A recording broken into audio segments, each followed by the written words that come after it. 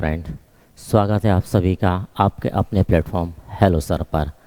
आज पुनः नारायण सर यानी मेरे द्वारा लाया गया आपके कंप्यूटर की थर्ड क्लास रोबोटिक्स, जिसके अंतर्गत हम रोबोटिक्स से संबंधित समस्त तथ्यों पर चर्चा करेंगे। यहाँ पर कि रोबोटिक्स क्या होता है, रोबोटिक्स संस्थान क्या है।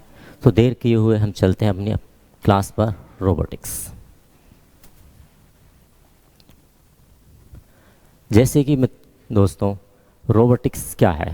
रोबोटिक्स एक ऐसी शाखा है किसकी संचार प्रौद्योगिकी और इलेक्ट्रॉनिक को मिलाकर एक ऐसी शाखा बनाई गई है जिस शाखा के दौरान या जिस शाखा के अंतर्गत हम विभिन्न प्रकार की डिवाइसों के माध्यम से अपने वर्क को या ह्यूमन वर्क को इजी वे में कन्वर्ट करते हैं।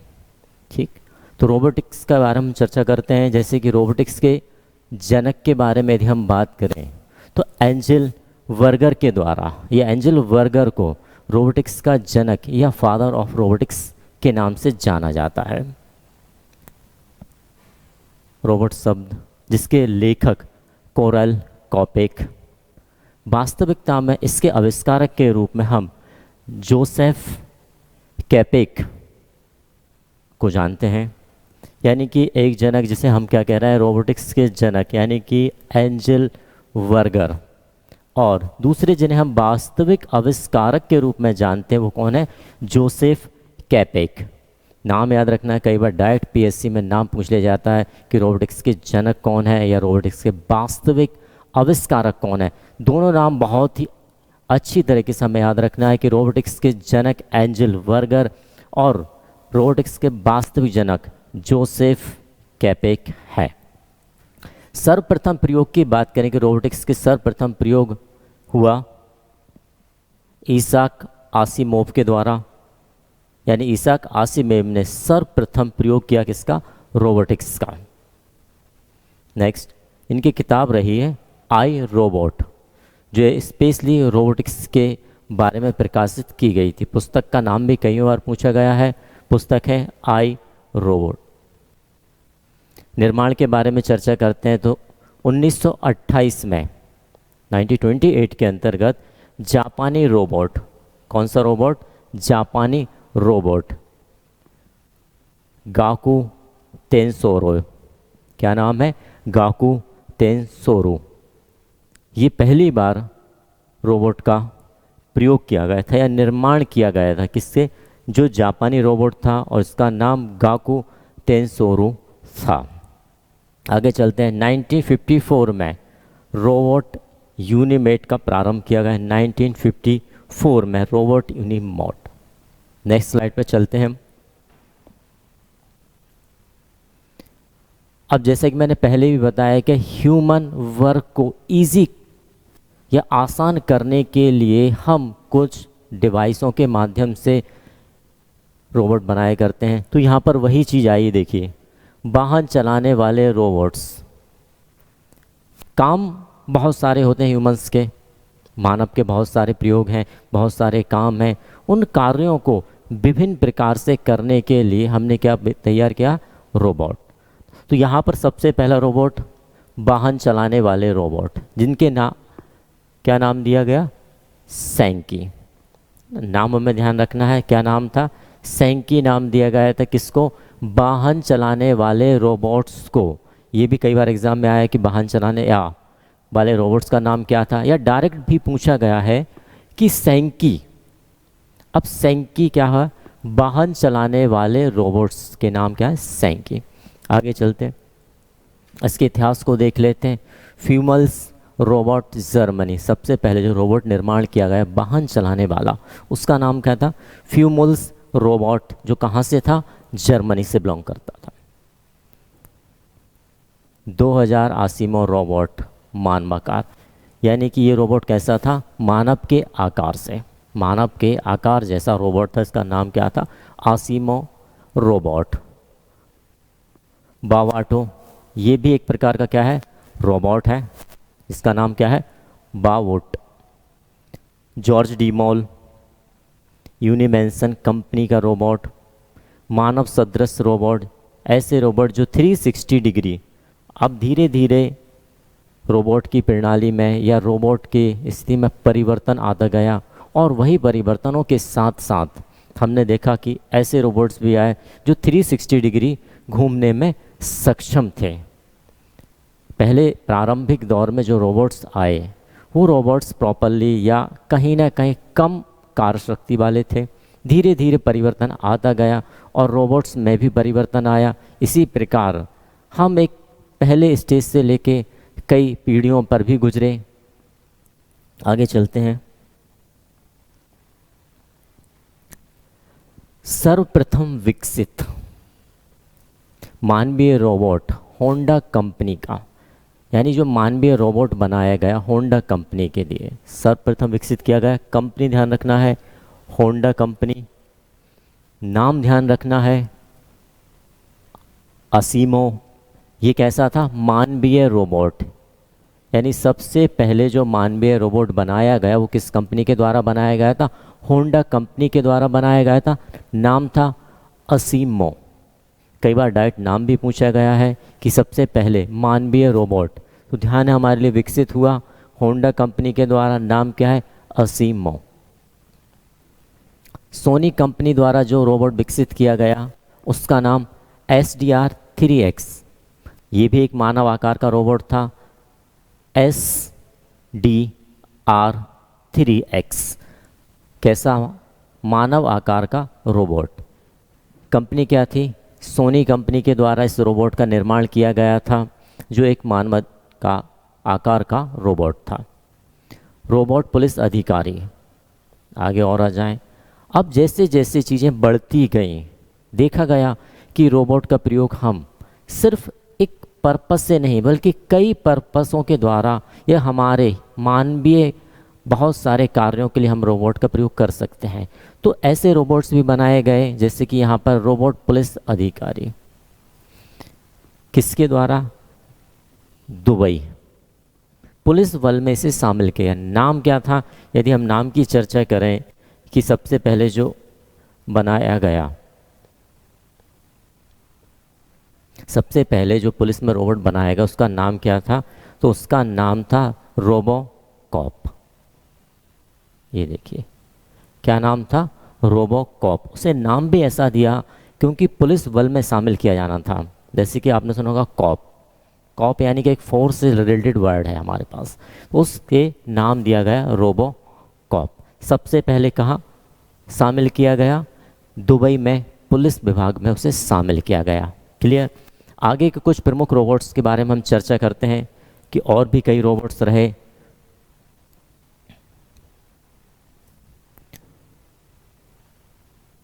इवसीना एक रोबोट आया जो कैसा था? Android robot. कैसा रोबोट रहा? एंड्रॉयड रोबोट रहा इवसीना। अरबी भाषा में बातचीत करने में सक्षम। जैसे जैसे विकास की चरण बढ़ते गए वैसे वैसे रोबोट्स में लैंग्वेज का प्रचलन भी बढ़ा, भाषा का प्रचलन भी बढ़ा। पहले ओनली वन लैंग्वेज रही, फिर धीरे धीरे उसे मल्टी लैंग्वेज में भी कन्वर्ट किया गया। तो सबसे पहले यदि हम इसकी बात करें इवसीना का, तो इवसीना एंड्रॉयड रोबोट था, और एंड्रॉयड के साथ साथ हम देख रहे हैं कि अरबी भाषा में बातचीत करने में सक्षम। यानी हम ये भी कह सकते हैं कि सबसे पहले कौन सी भाषा में रोबोट बात किया? तो सबसे पहले क्या है? अरबी भाषा में बातचीत करने वाले रोबोट का निर्माण हुआ, जो कैसा रोबोट था? एंड्रॉयड रोबोट था। आगे चलते हैं। जिसका निर्माण किसने किया था? UAE के द्वारा।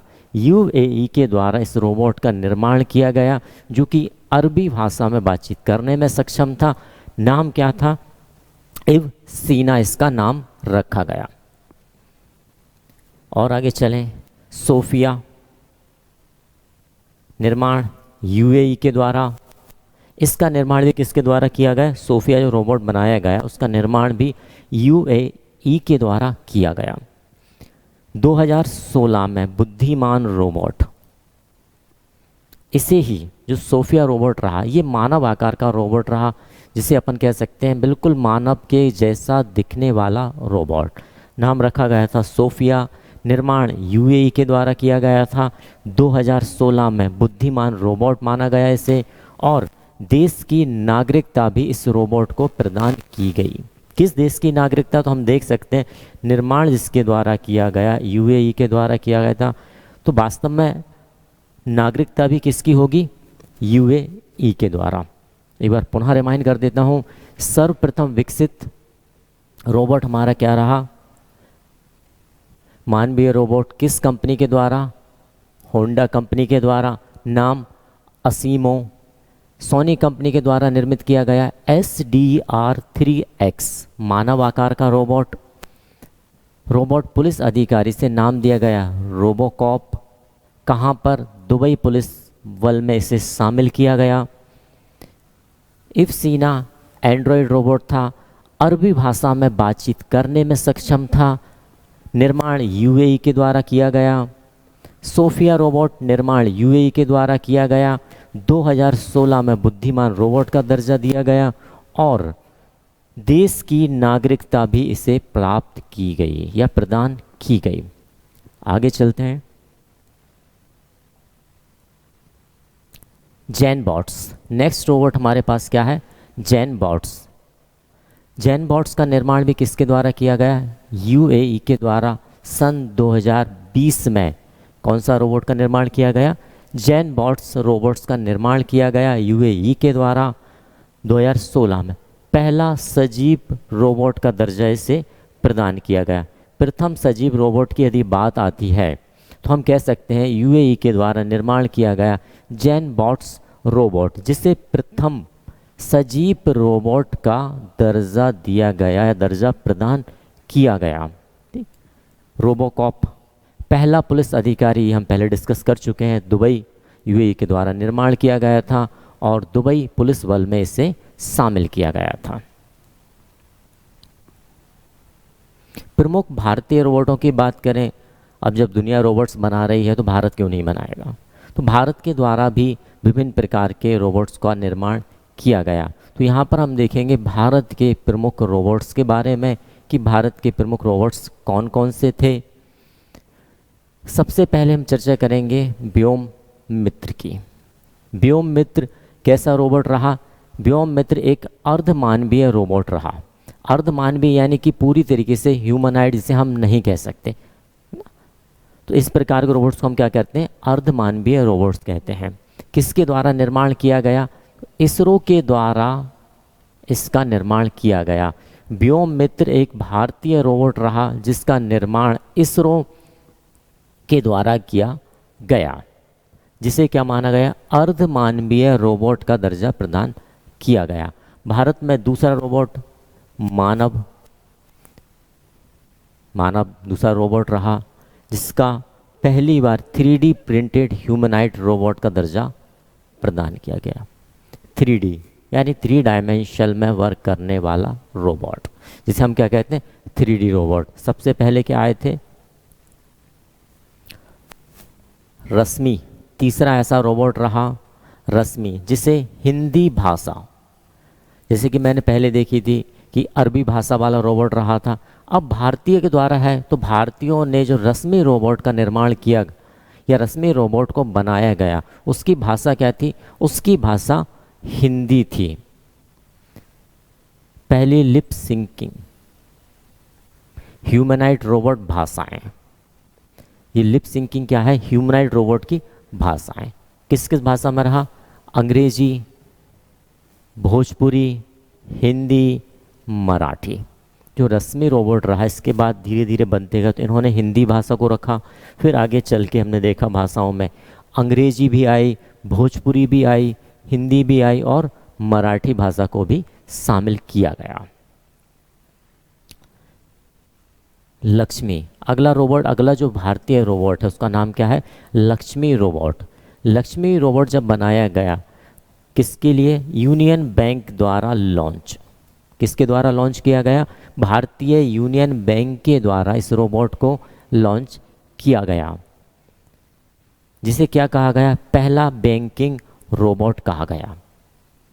जैसे पहले भी हम चर्चा कर चुके हैं कि कार्य के अनुसार, उपयोगिता के अनुसार हमने रोबोट्स का निर्माण करते गए। तो वैसे यहाँ पर देख रहे हैं हम कि यूनियन बैंक द्वारा इस रोबोट को लॉन्च किया गया और इस रोबोट को क्या कहा गया, पहला बैंकिंग रोबोट कहा गया, जिसका नाम क्या है, लक्ष्मी। नाम ध्यान रखना हमारे लिए, लक्ष्मी पहला ऐसा रोबोट था जिसे पहला बैंकिंग रोबोट का दर्जा प्रदान किया गया। किसके द्वारा लॉन्च किया गया था, यह किया गया था यूनियन बैंक के द्वारा इसे लॉन्च किया गया था।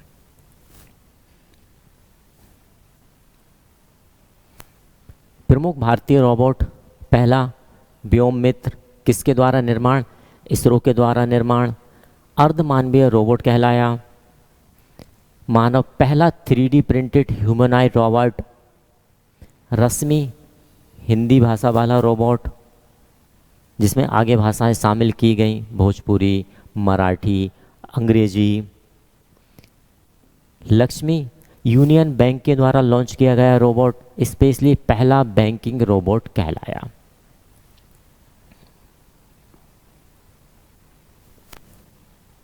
SCARA द्वारा निर्मित 3D पेंटिंग बनाने में उपयोगी रहा। BARBO पहला औद्योगिक रोबोट। अभी हम भारतीय रोबोट की ही चर्चा कर रहे हैं। चतु रोबोट DRDO एवं CAIR द्वारा निर्मित किया गया। CAIR, देखिए यहाँ पर एक चीज़ और देखते जाइए, ये जो हम संस्थान के बारे में बात करें, DRDO, CAIR, ये सब क्या है, कहीं ना कहीं रोबोट से संबंधित संस्थाएं भी हैं। गरुड़ रोबोट एरोनॉटिक्स लिमिटेड के द्वारा इसका निर्माण किया गया। तो यहाँ पर हमने रोबोट देखे, SCARA द्वारा निर्मित कौन सा, 3D पेंटिंग बनाने में उपयोगी रोबोट, यानी जो 3D पेंटिंग बनाता है वह रोबोट क्या कहलाया, SCARA। दूसरा BARBO पहला औद्योगिक रोबोट। औद्योगिक इंडस्ट्री में भी रोबोट का काम होने लगा, तो वहाँ के लिए भी रोबोट बनाए जाने लगे। इससे पहले हमने देखा था पुलिस के लिए रोबोट बनाए गए, बैंकिंग के लिए रोबोट बनाया गया। अब हम देख रहे हैं कि औद्योगिक रोबोट का निर्माण भी यहाँ तक हो गया। अगला चतु रोबोट, किसके द्वारा निर्माण किया गया, DRDO के द्वारा इसका निर्माण किया गया एवं CAIR द्वारा संयुक्त रूप से, क्योंकि कहीं ना कहीं कुछ चीज़ों की आवश्यकता हमें दूसरे देश से पड़ी, तो दूसरे देश से मिलकर इस संयुक्त रूप से चतु रोबोट का निर्माण किया गया था। गरुड़ रोबोट एरोनॉटिक्स लिमिटेड के द्वारा इसका निर्माण किया गया था।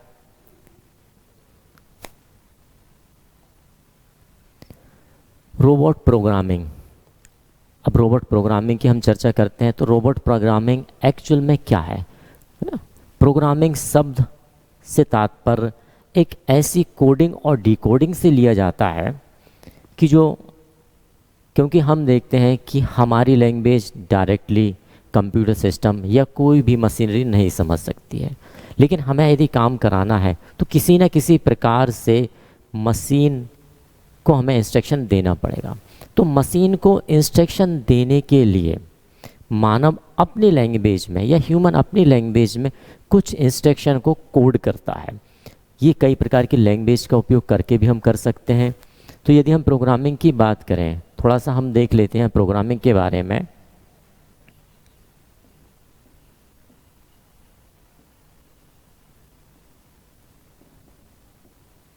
प्रोग्रामिंग क्या हो जाती है, कोडिंग और डिकोडिंग, दो शब्दों का उपयोग हम यहाँ पर करते हैं। एक चीज कोडिंग एंड अदर एंड पर क्या रहेगी, डिकोडिंग। कोडिंग का मतलब क्या हुआ, मानव अपने सुविधा के लिए कुछ इंस्ट्रक्शंस का निर्माण करता है मशीन से काम कराने के लिए, तो उसे हम क्या कहते हैं, कोडिंग।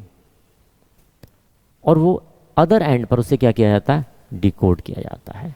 किसके द्वारा, ये रोबोट्स के द्वारा, क्योंकि रोबोट्स डायरेक्ट ह्यूमन लैंग्वेज को प्रीफर नहीं कर पाता है, समझ नहीं पाता है। उसके लिए क्या आवश्यकता है, उसे इंस्ट्रक्शन। जैसे कि मैं बात करूं कि फर्स्ट जनरेशन में फर्स्ट जनरेशन में जब रोबोटिक्स की प्रथम जनरेशन आई थी, उस जनरेशन में कुछ प्रकार के निमोनिक कोड्स का उपयोग किया गया था, यानी कि एक निश्चित इंस्ट्रक्शन किस में डाल दिए जाते थे, रोबोट में डाल दिए, और वह रोबोट उन्हीं इंस्ट्रक्शंस के द्वारा अपने कार्य को परफॉर्म किया करता था।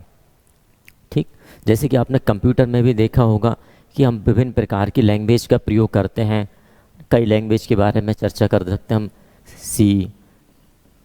C++, जावा, ओरेकल, पास्कल, ये सब क्या है, ये सब कहीं ना कहीं है लैंग्वेज है जिनके द्वारा हम क्या करते हैं, प्रोग्रामिंग करते हैं। तो इसी प्रकार की लैंग्वेज को हम क्या कहते हैं, इनके द्वारा बनाई गई कोडिंग और डिकोडिंग, क्योंकि लैंग्वेज का उपयोग करके ही हम क्या कर पाएंगे, प्रोग्रामिंग कर पाएंगे। तो यहाँ पर हम वही प्रोग्रामिंग की बात कर रहे हैं कि रोबोट प्रोग्रामिंग कितने प्रकार की होती है। यहाँ तक क्लियर है कि प्रोग्रामिंग क्या होती है। प्रोग्रामिंग कुछ लैंग्वेज का उपयोग करके किसी कार्य को करवाने के लिए बनाए गए मुख्य रूप से स्पेशल इंस्ट्रक्शन को हम क्या कहते हैं, प्रोग्रामिंग। जैसे सपोज करें मुझे एक 3D डायमेंशन का इस प्रकार से कोई चीज़ डिज़ाइन करनी है। अब ये तो नॉर्मल है, हमने डिज़ाइन कर दिया, लेकिन यदि हम इसे कहें कि इसी चीज़ को, इसी पिरामिड को हमें C लैंग्वेज या C++ में करना है, तो कुछ इंस्ट्रक्शन हमें लैंग्वेज के यूज़ करने रहेंगे। जैसा कि हम इसमें देख रहे हैं कि यहाँ से या हम इस डायरेक्शन में चल सकते हैं प्रोग्रामिंग के लिए, या इस डायरेक्शन में चल सकते हैं, किसी भी डायरेक्शन में हम चल सकते हैं। तो यहाँ पर यदि हम यहाँ से देखें, एक प्रॉपर हमें सीक्वेंस मिल रहा है कि कोई चीज़ धीरे धीरे धीरे धीरे प्लस हो रही है, बढ़ रही है। यहाँ से यदि हम देखें तो यहाँ से कोई चीज़ कम हो रही है।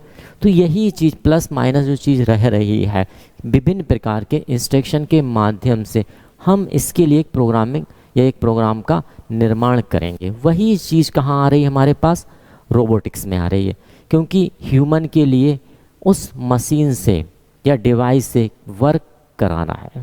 तो क्या क्या वर्क कराना है, किस किस प्रकार के वर्क कराना है, इन सभी को कोड करने की जो प्रणाली होती है, वह प्रणाली क्या कहलाती है, प्रोग्रामिंग कहलाती है।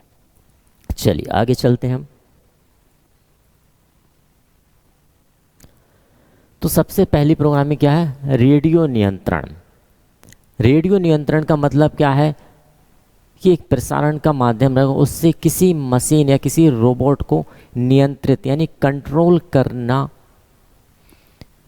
निर्धारित आदेशों की सूची निहित होती है। जैसा कि मैंने पहले भी कहा है कि हमें उस रोबोट से कौन कौन से टास्क या वर्क परफॉर्म कराने हैं।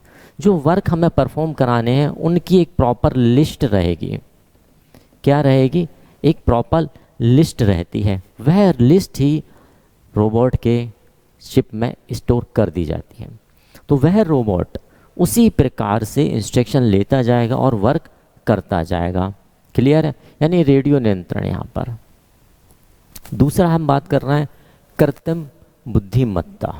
कृत्रिम बुद्धिमत्ता का मतलब क्या होता है, कृत्रिम बुद्धि यानी कि हमने क्या कहते हैं, एक उन्हें सोचने के लिए, यूज़ करने के लिए क्या दिया है, बुद्धि दी है, ब्रेन दिया है, एक आर्टिफिशियल ब्रेन, और वह क्या कहला रहा है, कृत्रिम बुद्धिमत्ता। यानी दूसरी प्रोग्रामिंग कैसी है, पहली प्रोग्रामिंग हमने देखी रेडियो नियंत्रण, यानी कि हम किसी रिमोट के माध्यम से उसे कंट्रोल कर सकते हैं। जैसा कि फॉर एग्जांपल यदि हम बात करें, आप टीवी का रिमोट का प्रयोग कर रहे हैं, आपने तो सिर्फ बटन दबाया ना ऑफ का, लेकिन कोई सिग्नल गया और वह सिग्नल क्या करता है, टीवी को ऑफ कर देता है, ऑन कर देता है, चैनल चेंज कर देता है। ये क्या है, सबसे पहला रेडियो नियंत्रण, कहीं ना कहीं नियंत्रण। दूसरा कृत्रिम बुद्धिमत्ता। अब यहाँ पर कृत्रिम बुद्धिमत्ता का मतलब है कि कहीं ना कहीं उस रोबोट के अंदर स्वयं की एक बुद्धि या इंटेलिजेंसी उपस्थित है। उसके अनुसार वह क्या कर सकता है, किसी भी समस्या का समाधान निकाल सकता है। समस्या का मतलब भी वही है कि जो पहले से प्रोग्राम की गई होंगी। एडवांस जो रोबोट रहे या आगे के जो रोबोट रहे, जैसे कि हमने सूफिया रोबोट्स के बारे में बात की, सूफिया रोबोट्स में हमने पूरी तरीके से कृत्रिम बुद्धिमत्ता दे रखी है। आर्टिफिशियली इंटेलिजेंसी से कहा जाता है, वह किस में है, वह सूफिया रोबोट्स के अंतर्गत है। वह अपने समस्या के आधार पर, जैसे कि बहुत सरल सा एग्जांपल मैं आपको दूं, आप सभी ने रोबोट मूवी देखी होगी। उस मूवी में जो रोबोट बनाया गया था वो किस पर बेस्ड था? इस पर, कृत्रिम बुद्धिमत्ता। तो क्लियर है? चलिए आगे आते हैं। हाइब्रिड। हाइब्रिड का मतलब क्या हो गया? अब यदि हाइब्रिड की हम बात कर रहे हैं तो हाइब्रिड में ये दोनों चीज़ों को सम्मिलित कर लिया जाएगा। किसको? रेडियो प्रणाली। जैसे हम पहले देख रहे हैं कि सबसे पहले हमारे पास क्या आया? रेडियो नियंत्रण, यानी सबसे पहली प्रोग्रामिंग हमारे पास क्या थी? रेडियो नियंत्रण वाली। सेकंड हमारे पास क्या आई? कृत्रिम बुद्धिमत्ता।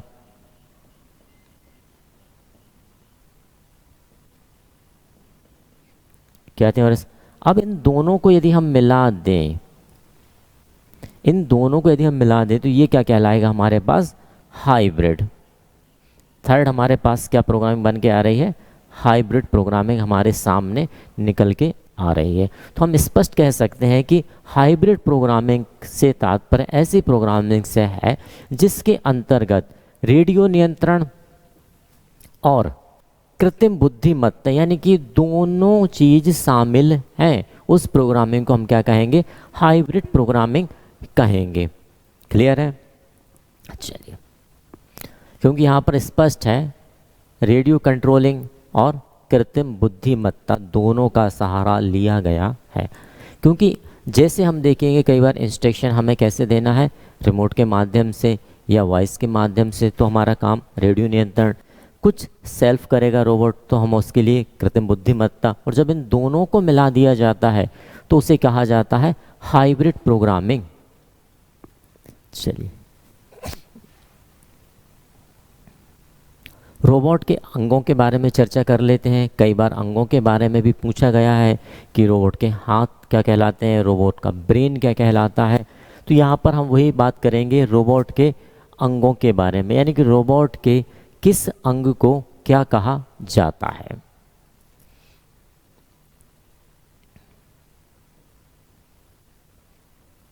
यदि रोबोट के हाथों की बात की जाए, रोबोट के हाथ,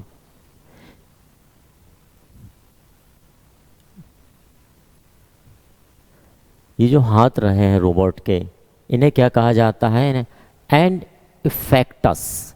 नाम कई बार पूछा गया, क्या कहा गया है इन्हें? And effects.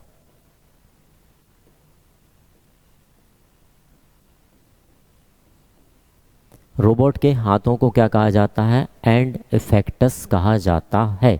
कई बार पूछा गया है कि एंड इफेक्टस, स्पष्ट यही वर्ड दे दिया जाता है, एंड इफेक्टस संबंधित है रोबोट के ब्रेन से, रोबोट के नियंत्रण प्रणाली से, रोबोट के हाथ से। तो एंड इफेक्टर किससे संबंधित है?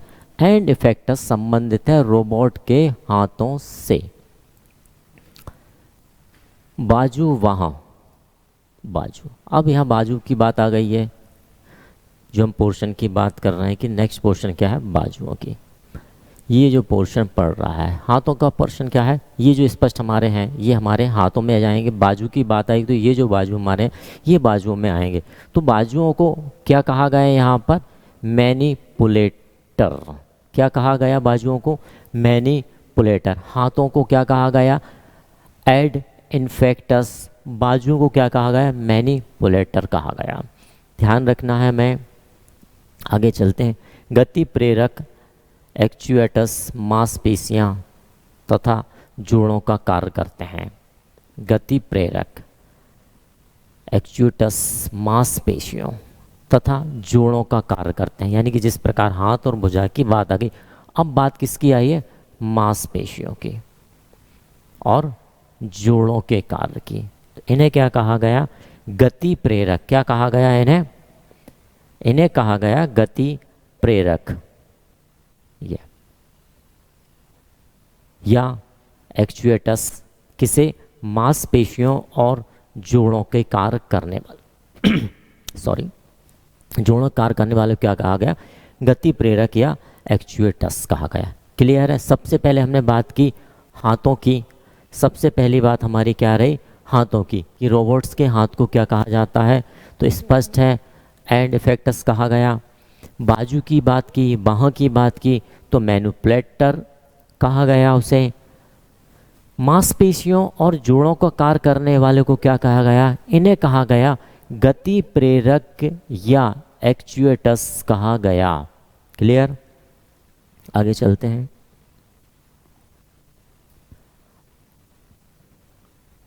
कुछ रोबोटिक्स संघ के बारे में हम चर्चा कर लेते हैं। जैसे कि अभी तक हमने देख लिया रोबोट्स की प्रोग्रामिंग, रोबोट्स के पार्ट या रोबोट्स के अंग के बारे में हम देख चुके हैं। अब हम बात करने जा रहे हैं अंतर्राष्ट्रीय रोबोटिक्स संघ की, कि अंतर्राष्ट्रीय रोबोटिक्स जो संघ हैं वो कौन कौन से हैं।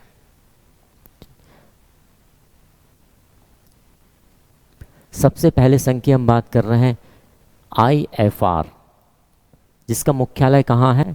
फ्रैंकफर्ट जर्मनी में जिसका मुख्यालय है। IFR पैर वाले रोबोट। IFR का मुख्यालय कहाँ है? फ्रैंकफर्ट जर्मनी में है। बाइपट रोबोट। बाइपट रोबोट कौन कौन से हैं? होंडा एसिमो, सोनिका, क्वारियो। बाइपट रोबोट कौन कौन से हैं? तो हम देख रहे हैं कि बाइपट रोबोट होंडा एसिमो है, सोनी क्वारियो है, सैन्य रोबोट बिग डॉग है। यह कई बार पूछा गया है बिग डॉग के बारे में कि बिग डॉग है क्या है। तो यहाँ पर हम स्पष्ट देख रहे हैं बिग डॉग क्या है? एक सैन्य रोबोट है। बिग डॉग क्या है? एक सैन्य रोबोट है जिसका नाम क्या है? Big dog. आगे हम देखें उड़ने वाले रोबोट। यदि हम उड़ने वाले रोबोटों की चर्चा करते हैं तो कौन कौन से हैं? जैसे सबसे पहला अनमैन्ड एरियल व्हीकल। क्या है उसका नाम? Unmanned aerial vehicle. ये सबसे पहला उड़ने वाला रोबोट माना जाता है। नेक्स्ट, पंखों की सहायता से पक्षियों। इसका नाम क्या है? ऑर्निथोप्टर। जिस प्रकार आपने कई बार मूवीज़ में देखा होगा एक रोबोट है जो पक्षियों की तरह, पंखों की तरह उड़ रहा है, उसे क्या नाम दिया गया? ऑर्निथोप्टर। क्या नाम रहा? Ornithopter. Smart word hearing. Smart word कहा गया हेरिंग गल को। हेरिंग गल ये भी एक रोबोटिक नाम है। तो यहाँ पर हमने देखा कि IFR क्या है? अंतर्राष्ट्रीय रोबोटिक्स संघ है जिसका मुख्यालय कहाँ है? फ्रैंकफर्ट। फ्रैंकफर्ट कहाँ है? जर्मनी के अंतर्गत है। पैर वाले रोबोट बाइपट रोबोट, होंडा एसिमो, सोनिका क्वारियो। सैन्य रोबोट जिसे बिग डॉग नाम दिया गया। उड़ने वाले robot unmanned aerial vehicle. Next, पंखों की सहायता से पक्षियों की तरह ऑर्निथोप्टर। स्मार्ट वर्ड हेरिंग गल। आगे चलते हैं। रोबोटिक्स के अनुप्रयोग यानी कि यूजेस ऑफ रोबोटिक्स। कहाँ कहाँ रोबोटिक्स का उपयोग किया जाता है? जैसे कि मैंने स्टार्टिंग हमारे प्रारंभ में ही कहा था कि मानव ने अपने कार्यों को अच्छा बनाने के लिए, सुचारू रूप से चलाने के लिए रोबोटिक्स प्रणाली का प्रारंभ किया गया था। तो यहाँ पर हम देखेंगे अब रोबोटिक्स कहाँ कहाँ प्रयोग हुआ है। तो स्वास्थ्य के क्षेत्र में यदि हम बात करते हैं तो स्वास्थ्य के क्षेत्र में जो रोबोट प्रयोग किया उसका नाम क्या है? Cyber knife. साइबर नाइफ क्या है? स्वास्थ्य के क्षेत्र में प्रयोग किया जाने वाला रोबोट। किस लिए? शल्य चिकित्सा। शल्य चिकित्सा के लिए जिस रोबोट को स्वास्थ्य में प्रयोग किया गया उसका नाम क्या है? Cyber knife. यानी कि साइबर नाइफ एक ऐसा रोबोट है जो शल्य चिकित्सा पद्धति में प्रयोग किया जाता है। Rewa wheel chair robot. Wheel chair आप सभी ने देखी होंगी, है ना? एक मानव की तरह चलने वाली, फिर ऊपर से आई जो आगे चल के जो ऊपर एक पैड लगा रहता है, यानी जिस पर कि कंट्रोल सिस्टम पूरा लगा रहता है, व्यक्ति स्वयं ही उसे ऑपरेट कर सकता है। इस प्रकार के रोबोट को क्या कहा गया? रीवा, जिसे नाम दिया गया रीवा। और साधारण शब्दों में क्या कहा गया? इसे व्हील चेयर रोबोट के नाम से इसे जाना गया। अंग प्रत्यारोपण के क्षेत्र में, अंग प्रत्यारोपण के क्षेत्र में जिस रोबोट को कहा गया स्पाइडर नॉट। क्या नाम रखा गया? Spider not. ऐसा रोबोट है जो अंग प्रत्यारोपण के क्षेत्र में प्रयोग किया गया। सबसे पहले हमने कौन सा देखा? सबसे पहले हमने जो रोबोट देखा वह क्या था? Cyber knife. कहाँ प्रयोग किया गया? शल्य चिकित्सा में। दूसरा व्हीलचेयर रोबोट, रीवा नाम दिया गया। तीसरा अंग प्रत्यारोपण के क्षेत्र में प्रयोग किया गया, तो क्या नाम था? Spider not. क्लियर? आगे चलते हैं। भारत में रोबोटिक्स के बारे में चर्चा कर लेते हैं कि भारत में जो रोबोटिक्स है,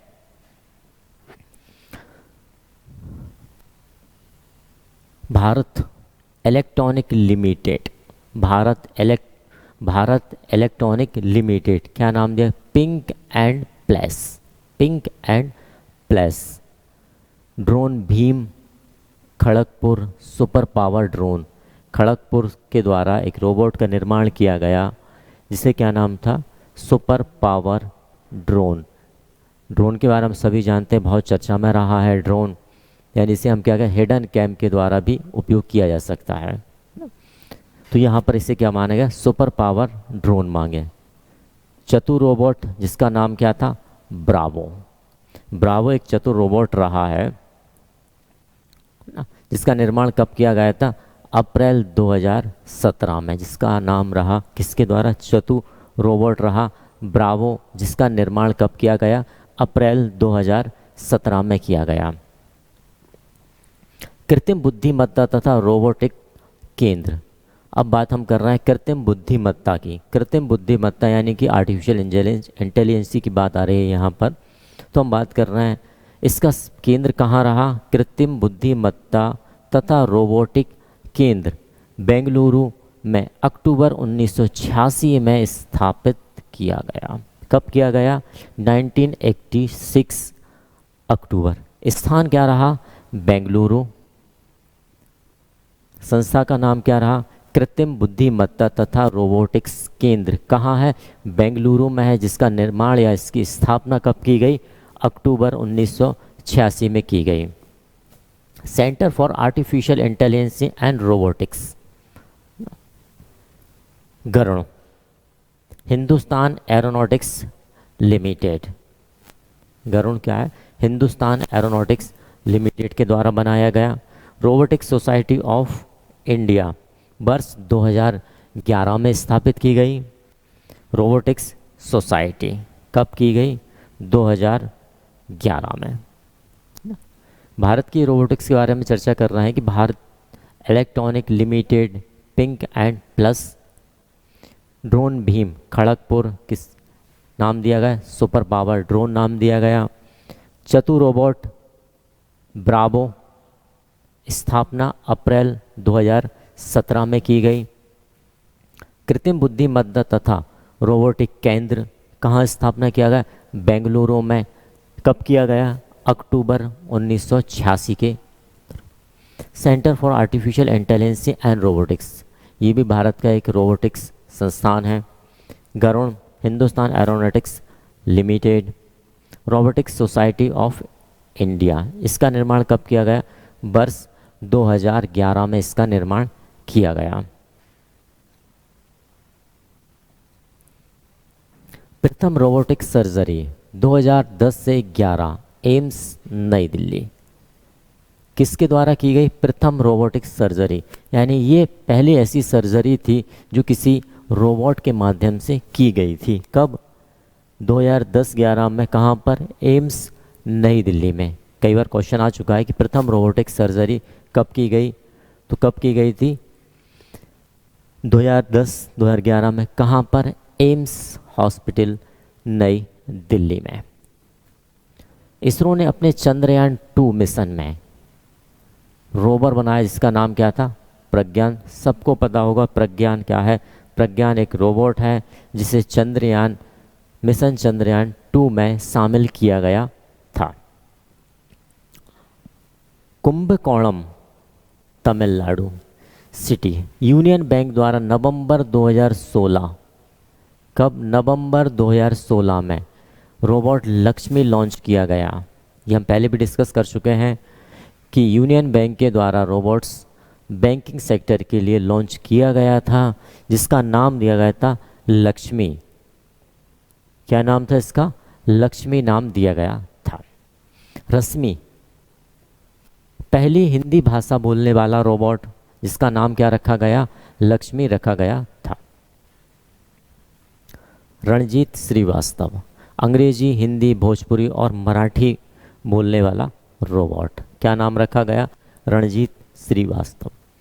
मध्य प्रदेश के उज्जैन में रोबोटिक्स कंट्रोल वेधशाला स्थापित की गई। रोबोटिक्स कंट्रोल वेधशाला का तात्पर्य है कि वहाँ से, कहाँ से? उज्जैन, मध्य प्रदेश के उज्जैन जिले के अंतर्गत इसकी स्थापना की गई। वहाँ से रोबोट्स को कंट्रोल किया जाता था, यानी कंट्रोलिंग प्रणाली सीखने वाली है वो कहाँ पर है? हमारे मध्य प्रदेश के उज्जैन में इसकी स्थापना की गई है। रोबोटिक्स से संबंधित कुछ संस्थाओं के बारे में हम चर्चा कर लेते हैं कि रोबोटिक्स से संबंधित जो संस्थान हैं वो कैसे हैं या वो कौन कौन से हैं। तो चर्चा करते हैं। सबसे पहला हमारा है Centre for Artificial Intelligence and Robotics. क्या नाम है? Centre for Artificial Intelligence and Robotics. कहाँ पर है? बेंगलुरु में। स्थापना कब हुई? 1986 में। Centre for Artificial Intelligence and Robotics, Bengaluru में, अक्टूबर 1986। Defence Research and Development Organisation की स्थापना 1958 में। Defence Research and Development Organisation की स्थापना कब की गई? तो ये की गई 1958 में। मुख्यालय कहाँ रहा इसका? मुख्यालय इसका रहा दिल्ली। दक्ष, विद्युत चलित रोबोट, कंट्रोल सिस्टम रोबोट है। कौन सा है? कंट्रोल सिस्टम रोबोट, यानी कि विद्युत चलित जो दक्ष है उसे क्या कहा गया? कंट्रोल सिस्टम रोबोट कहा गया। क्लियर? खतरनाक वस्तुओं को सुरक्षित ढंग से नष्ट करने के लिए इसका प्रयोग किया जाता है। नाम से ही आप देख सकते हैं दक्ष। क्या नाम है इसका? दक्ष, यानी कि कोई ना कोई हैवी कार्य करने के लिए इसका प्रयोग किया गया। तो यहाँ पर स्पष्ट कर दिया गया है कौन से? खतरनाक वस्तुओं को सुरक्षित ढंग से नष्ट करने के लिए, क्योंकि यदि ह्यूमन उन खतरनाक चीज़ों को डिस्ट्रॉय करेगा तो कहीं ना कहीं मानव पर कोई ना कोई प्रभाव अवश्य पड़ेगा। चूँकि रोबोट के द्वारा हम करा रहे हैं तो कहीं ना कहीं हम सेफ रहेंगे। उसका नाम क्या है? दक्ष। क्लियर है? Centre for Artificial Intelligence and robot कहाँ पर है? बेंगलुरु में। स्थापना कब की गई? इसकी स्थापना की गई आपके 1986 में इसकी स्थापना की गई थी। ठीक है। अगला क्या है? Defence Research and Development Organisation, स्थापना 1958 में। मुख्यालय दिल्ली। दक्ष एक ऐसा रोबोट बनाया गया जो मुख्य रूप से खतरनाक वस्तुओं को बहुत ही अच्छी तरीके से नष्ट करने में सक्षम रहा। इसका नाम दिया गया दक्ष।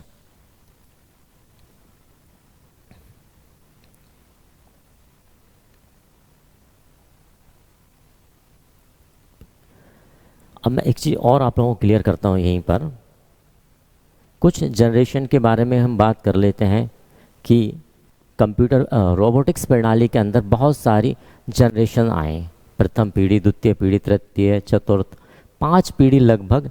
यानी हम पीढ़ी की यदि बात करें कि अभी तक जनरेशन कितनी आ चुकी हैं, तो लगभग फर्स्ट से 5th जनरेशन के रोबोट्स आ चुके हैं।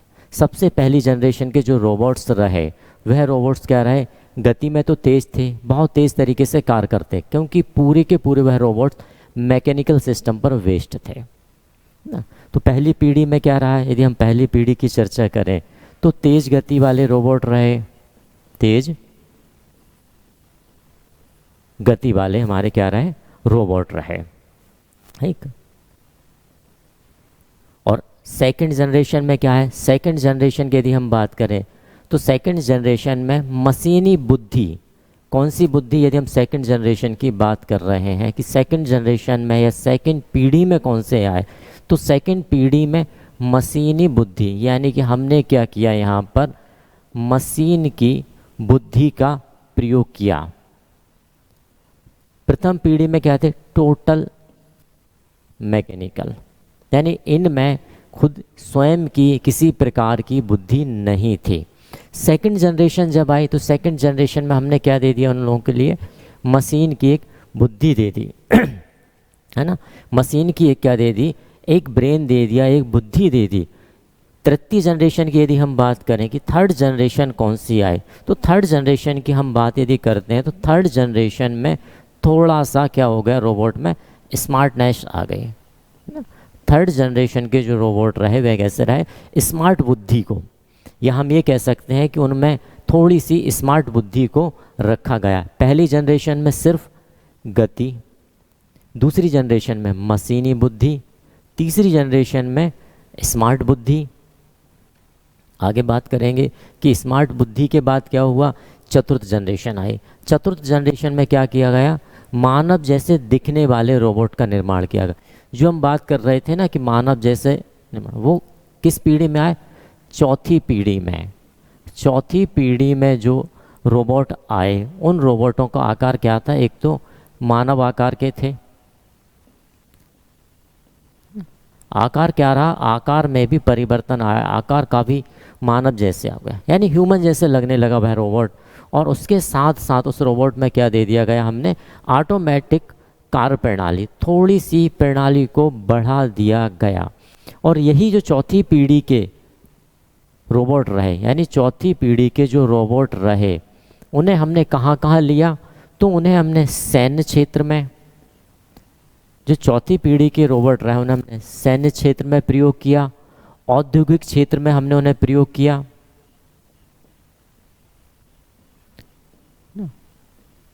औद्योगिक क्षेत्र में भी हमने उनका क्या किया, प्रयोग किया। पहली पीढ़ी का प्रयोग कैसा था, सिर्फ और सिर्फ पहली पीढ़ी में हमने यांत्रिक रोबोट यानी मैकेनिकल रोबोट थे। द्वितीय पीढ़ी में हमने क्या किया, कुछ सेंसर बेस्ड, जो हमारे सेंसर बेस्ड रहे द्वितीय पीढ़ी में, ठीक, तेज बुद्धि हुई उनमें थोड़ी सी, जिसे हमने क्या कहा, मशीनी बुद्धि नाम दिया। थर्ड जनरेशन में हमने देखा गया स्मार्ट रोबोट को रखा, कौन सी जनरेशन में, हमने थर्ड जनरेशन जो आई उस थर्ड जनरेशन के अंतर्गत हमने क्या रखा, स्मार्ट रोबोट को रखा। फोर्थ जनरेशन के अंतर्गत हमने देखा गया कि मानव जैसे दिखने वाले, यानी जो हमारी फोर्थ जनरेशन रही वो कैसी रही, मानव जैसे दिखने वाले रोबोट की रही। चार जनरेशन यहाँ हम देख चुके हैं। पहली जनरेशन क्या थी हमारी, तेज बुद्धि, सिर्फ मैकेनिकल वाली थी। सेकंड जनरेशन में हमने क्या रखा, सेंसर बेस्ड आए। थर्ड जनरेशन में हमारे पास क्या आ गया, स्मार्ट रोबोट आ गया। फोर्थ जनरेशन में हमारे पास क्या आ गया, मानव जैसे दिखने वाले रोबोट आ गए। इसके बाद जो फिफ्थ जनरेशन आई, फिफ्थ जनरेशन की यदि हम चर्चा करें या पांचवी पीढ़ी की हम बात करें, तो पांचवी पीढ़ी में ही AI का प्रयोग किया गया। जैसा अपन डिस्कस कर चुके हैं, AI यानी कि कृत्रिम बुद्धिमत्ता, नहीं आर्टिफिशियल इंटेलिजेंसी की बात की गई, तो कौन सी पीढ़ी से आई है, पांचवी पीढ़ी से, फिफ्थ जनरेशन से हमारे पास क्या आ गया, रोबोट्स में कृत्रिम बुद्धिमत्ता। यानी कि यहाँ पर जो रोबोट रहे वह रोबोट कैसे रहे, स्वयं से निर्णय लेने वाले रोबोट रहे। क्लियर हुआ, पांचों पीढ़ी यहाँ पर हमारे पास क्या है, स्वयं से निर्णय लेने वाले रोबोट रहे, जो अपनी समस्याओं को समझ सकते हैं और उन समस्याओं के अनुसार वर्क कर सकते थे। जैसा कि मैंने पहले ही बताया था, अपन यहाँ डिस्कस कर चुके हैं। तो कितनी जनरेशन रही हमारे पास, first, second, third, fourth and fifth generation के तक हमारे पास क्या रहे, रोबोट रहे। फिफ्थ जनरेशन के तक हमारे पास क्या रहे, रोबोट रहे हमारे पास। क्लियर हुआ, तो ये हमारी क्लास रोबोटिक्स। आगे आप लोगों को इससे अच्छी क्लासें और भी प्रोग्रेसिव क्लासें रहेंगी।